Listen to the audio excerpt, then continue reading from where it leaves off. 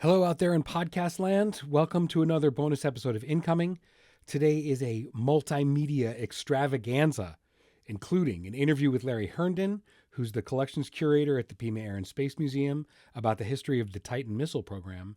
And the super bonus extravaganza of the whole thing is that I conducted this interview at the Titan Missile Museum in Green Valley, Arizona, where I was able to tour the now dormant control center and missile silo, one of the 54 that were active between roughly 1963 and 1987.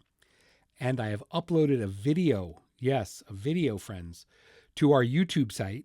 And if you point your thing at it, you can see my first person account of what a missile alert and launch would look like from the actual command chair in this real life missile silo.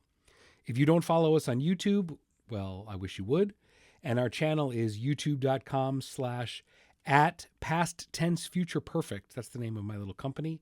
Or you can click on the button at incomingpodcast.com that says YouTube and it'll take you where you need to go. So a couple of weeks ago, I flew into Phoenix and then I drove across the beautiful Arizona desert full of craggy peaks and actual saguaros. And I reached the nondescript small metal building that houses the Titan Missile Museum. The lobby's filled with the same sort of merch you find at the Science Museum near you, like NASA t-shirts and refrigerator magnets, fleece jackets of increasingly postmodern design. But it also houses some truly mind-bending curios. The red safe that housed the launch keys and codes. It's a filing cabinet with a combination lock on it. The re-entry nose cone that would have delivered its payload after separating from the missile. And this stubby silver canister, sort of shaped like a bullet, about the size of a hot water heater. This is a nuclear bomb. Well, it's not an actual bomb, not anymore anyway. So after Sputnik freaked out the US government, who had radically underestimated the capability of the Russians to complete such a scientifically and logistically complex task, we sprang into action, creating 3 sites of land-based nuclear weapons of 18 missiles each, spaced at least 8 miles apart. There was one in Wichita, there was one near Little Rock, Arkansas, and there's this one out in the Arizona desert. Each of these 18 missiles at each site, so 54 total, was crowned with a 9 megaton nuclear warhead, meaning that they were each roughly 600 times as powerful as the 15 kiloton bomb that exploded over Hiroshima.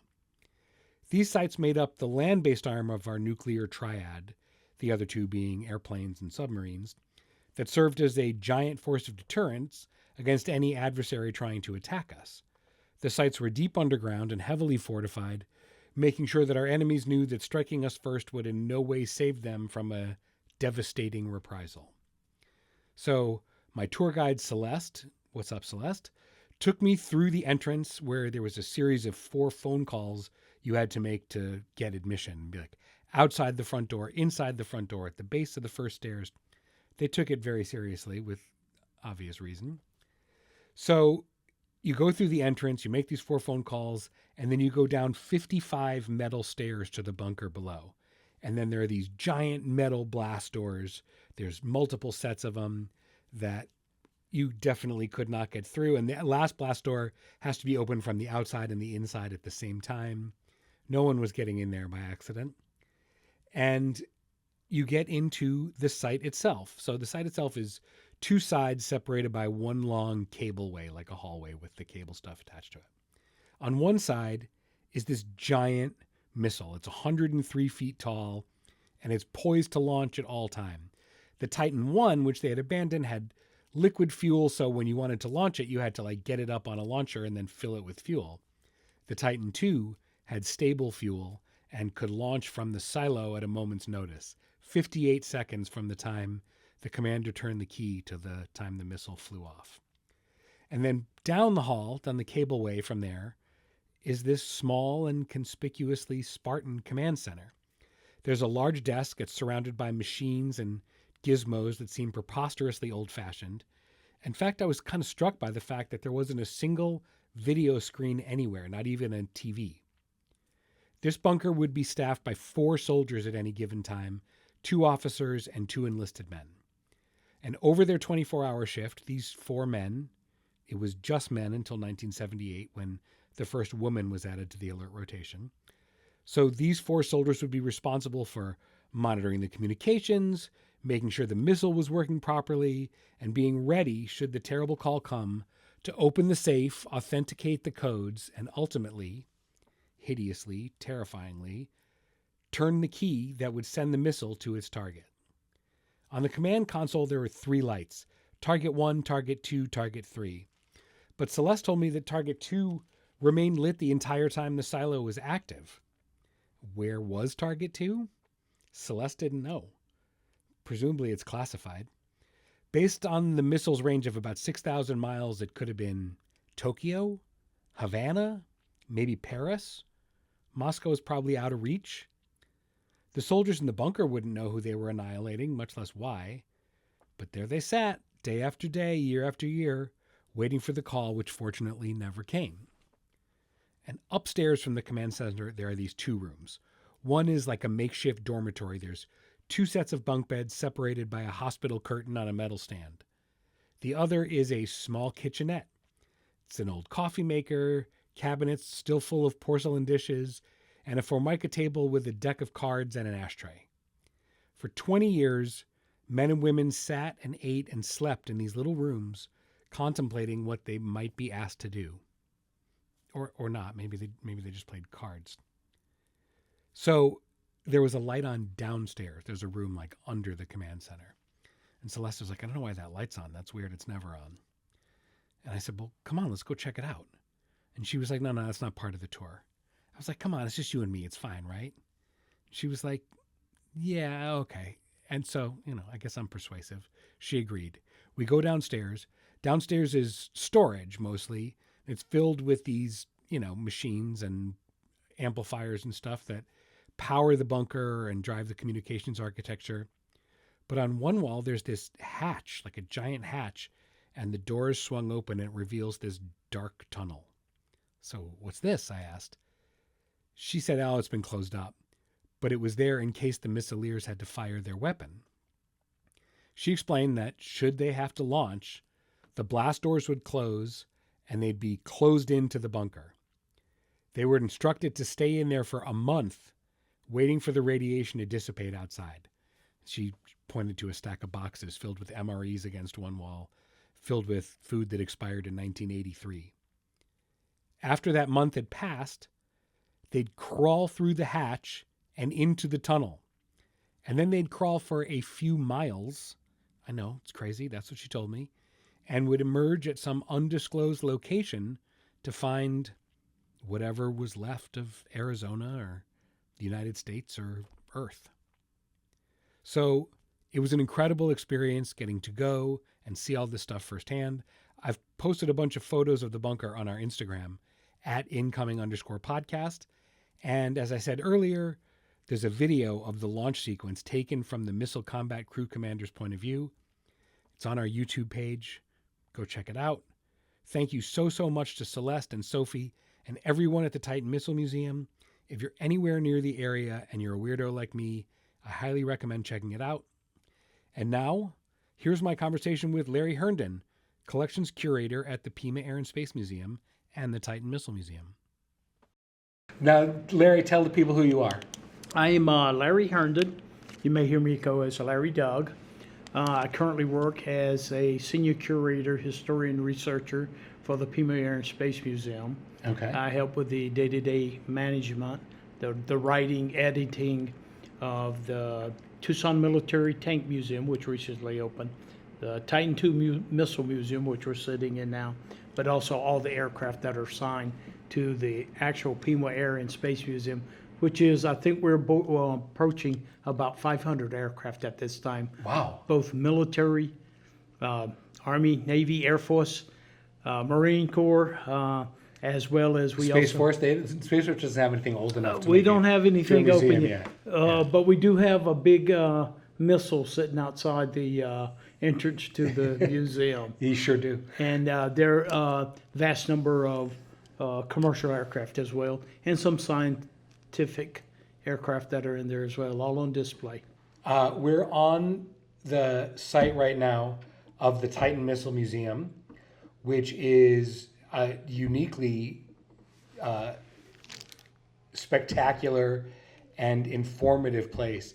Can you tell our audience a little bit about what this site is? Yes, this site was actually one of the active Titan II missile sites. The unit was set up here in the 1960, actually about midway 1960. In 1960, the announcement was made. As you know, where we were going toward the intercontinental ballistic missile defense systems to kind of provide a defense without going broke. And correct me if I'm wrong. So it's the popular understanding of it is that in the wake of Sputnik and the escalation of the Cold War, that America put a bunch of resources into having ICBMs as a deterrent that they could count on. Precisely. Okay. Immediately following World War II, as we went into the Cold War, we had, through Operation Paperclip, had taken some of the Nazi scientists to include Warner von Braun. Sure. But the problem was, number one, we didn't really take the Soviets seriously. The American public was, well, they're our ally. They helped us win World War II. But then also within the branches of service, Air Force, Army, Navy, there was a big disagreement on who was going to run this missile program. Sure. And so you are correct. Eisenhower gets elected president, and he starts looking at technology. He understood the Ural Mountains. When Operation Barbarossa kicked off, the Soviets actually picked up about 1,300 of their factories, and they moved them to the Ural Mountains, out of reach of the Germans. So the Soviets are here producing T-34 tanks, IL-2s, and everything needed to win the war. So we had underestimated the Soviets' ability to ramp up their military capability. The Germans did. Okay. Now, after World War II, Eisenhower realized that. He says, look, we would never be able to reach the Ural Mountains. So he turned to the Air Force under the New Look program. And that's where your B-52s were developed. So we could have long-range bombing missions to include aero refueling. So your KC-135s come out of that. Actually, the precursor was a KC-97 where they could offload fuel to reach deep into Soviet territory. Okay, so that was his, but then they also start looking at the missile technology. A way we can actually have a defense without really jeopardizing pilots or soldiers on the ground. And so Sputnik actually kicked all that into gear. While they were looking at it, there was speculations and, hee-haw and ha-hee and back and forth, so to speak. But Sputnik, and then when Khrushchev came out and he made a comment, he started the strategic rocket forces in the Soviet Union, and he made a comment that we can make ICBM, the missiles, as fast as we make Soviet sausages. He literally said that. And so our side starts looking at that, and we need some technology. We need to, up the game. And we kind of rushed in the Atlas D and the Titan 1 into production. They were only on alert less than 3 years. And the reason is it took about 10 minutes. Now you're thinking you just got a flag order here. You have incoming intercontinental ballistic missiles from the Soviet Union. You don't want any extra minutes spent fueling up the rocket. Correct. So, and it was also very dangerous because they're using liquid oxygen, kerosene, and so they put into production the Titan II to give it a little more advanced fueling system. Now, my understanding, and again, I'm just some guy, but it's the fuel itself was more stable, so it could stay inside the Titan II, and then the Titan II could be launched directly from the silo without having to be fueled before they launched Correct. it. Okay. So it gave a little better stabilization. It was called the Arizona 50. So it was a 50-50 oxygen and hydrazine. But the problem with it, interesting, is it had to stay at an ambient temperature. Okay. So if it got too hot, Arizona, it would boil. If it got too cold, so Arkansas and And Wichita? Wichita, Kansas get a little cold, it would actually turn into a jail. That's why we don't have them in Chicago. That's one of the reasons. Yes. So that was kind of the drawback to it. Yeah. And so yes, but by the time that announcement in 1960 was made, by 1 January 1962, these 18 silos were active, and the 390th Strategic Missile Wing became the first Titan II missile wing to activate in the United States Air Force. There were 3 sites.